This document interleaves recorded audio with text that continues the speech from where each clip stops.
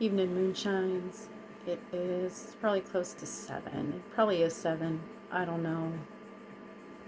I've been home for a bit. I got home about 6 o'clock. I'm tired. It was a good day. It was a beautiful day. Um, DoorDash was really nice. I did very well. I left early and was out most of the day. My first order took me up to Genesee Park, and so that was nice. It was beautiful up there. I delivered some caramel cookies. But the person that I was delivering to, they weren't home.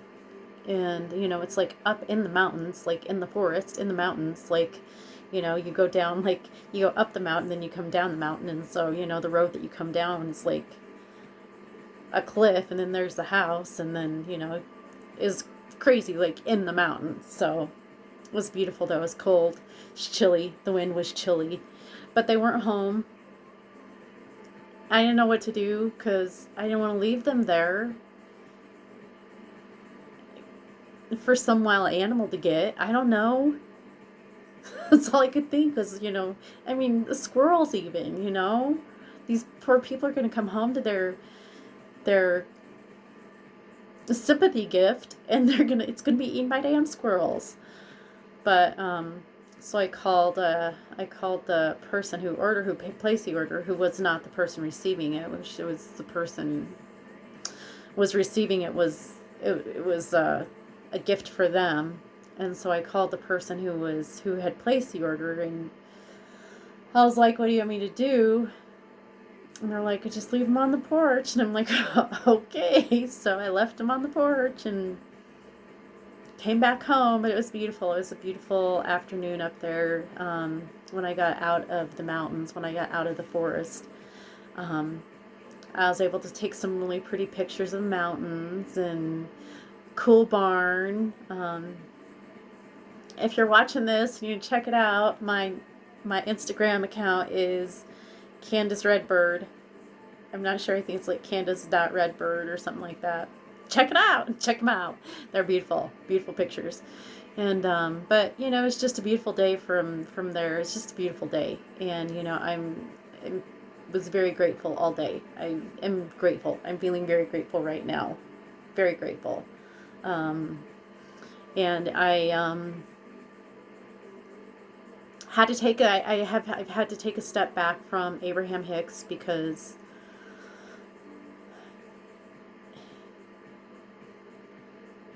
I don't know. I think it's just like Abraham Hicks overload, and I don't mind listening to somebody else's inner being, but I just don't want it to distract from my own inner being. So I'm like, okay, Abraham, you've been wise, and you kind of shown me what to look for in regards to my own inner voice. But it's helped me a lot because I feel like I recognized over the last many months the fact that that inner voice has been there, and it's been talking to me, and being able to recognize that it isn't my own conscious thought or any. It is actually a higher power inner voice type of thing, very wise, very loving, very like smooth and mellow, and keep on keeping on, babe, you're doing great. And um but I think that my inner voice is I don't know, it doesn't mind using words like fuck and ass and damn it and Jesus and shit. That's my inner voice. That's how my inner being, my higher power talks. That's how my higher power and myself talk to one another, because that's it knows that's how to communicate with me. Because that's how I'm going to communicate with it, and it's fine with that. It doesn't get hung up on semantics.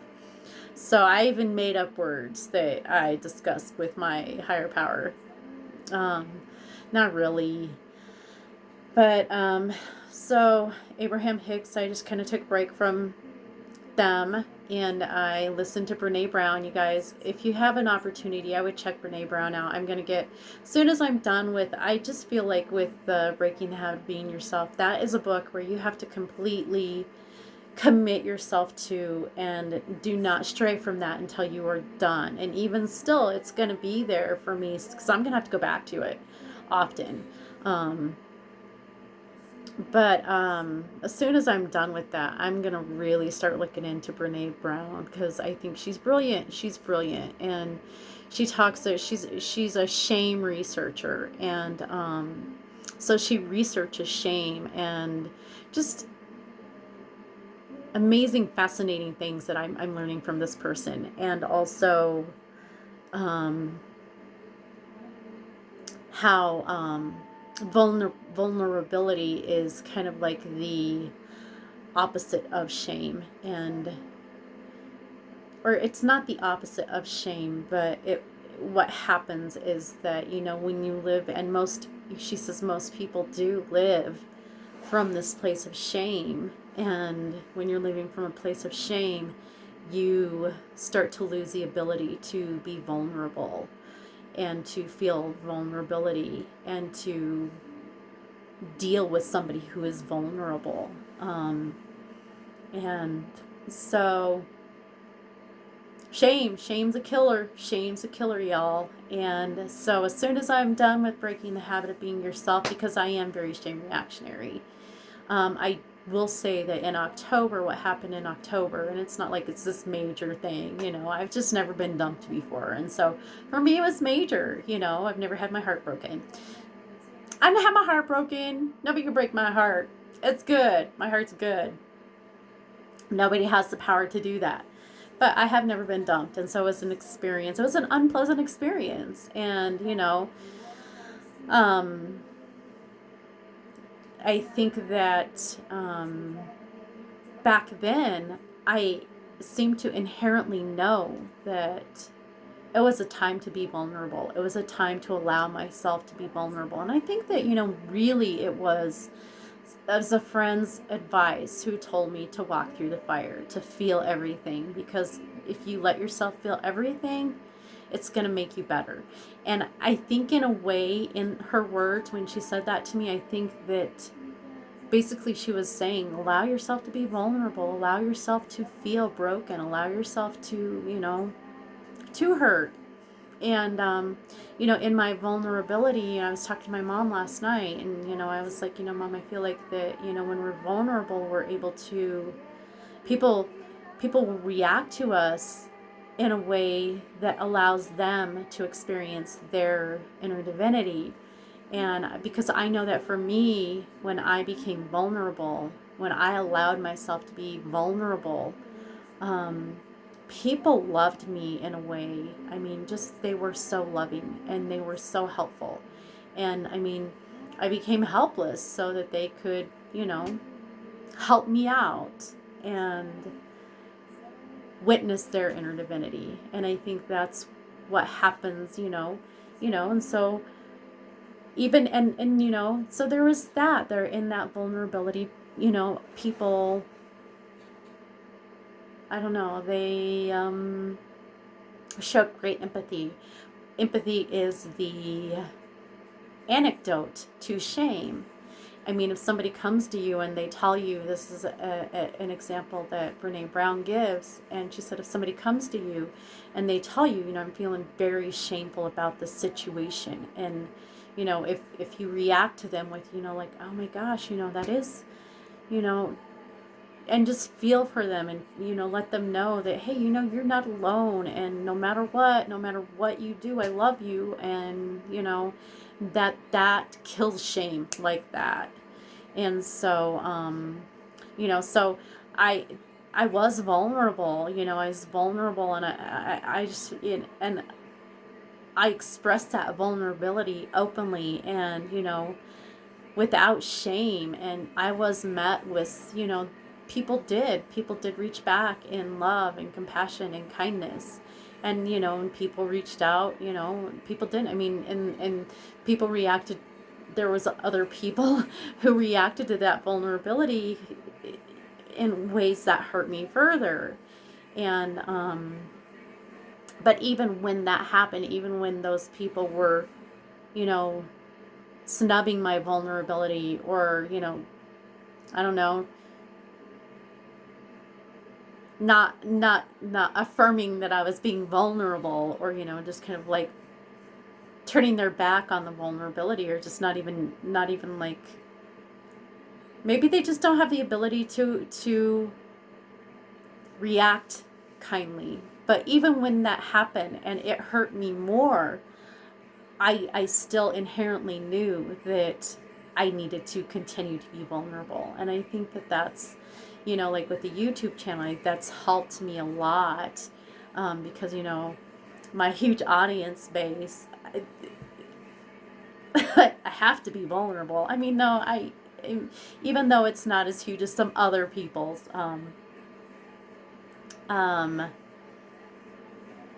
you know, even still, I feel like there was a lot of vulnerability that I had to accept in doing this. And I think that's been very healing, so healing, and such a huge confidence builder for me. And, you know, I don't care what anybody thinks about it. I don't care, you know, if people want to be nasty or whatever, or not say anything at all. You know, I'm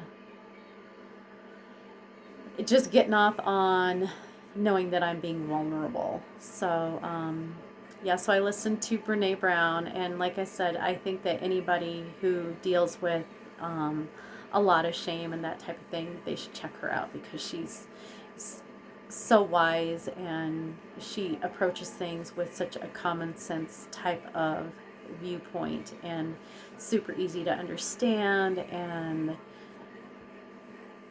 I mean, she cares, she doesn't care about the result. She cares about the people who are experiencing this trauma, this toxic, horrible, nasty thing that doesn't have to be. So, what a gift. She's a gift.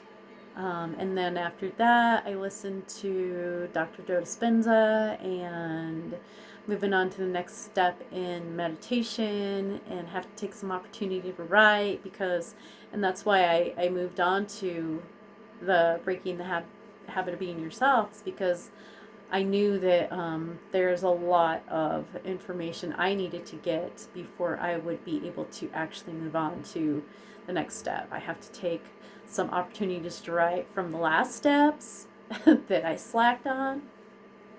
But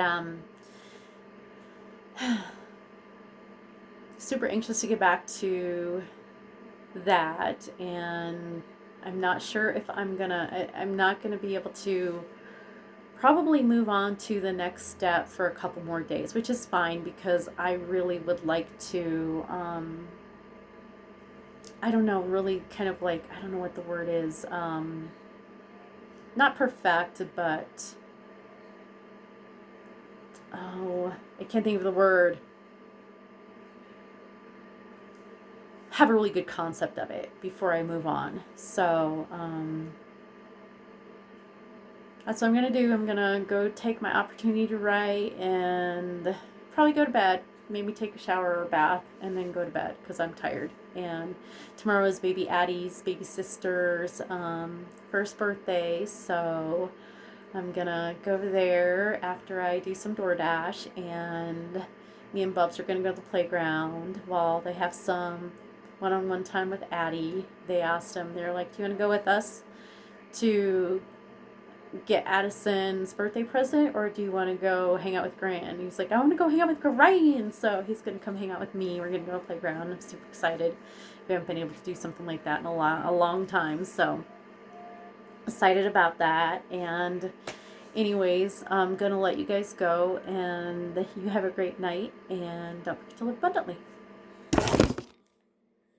Oops.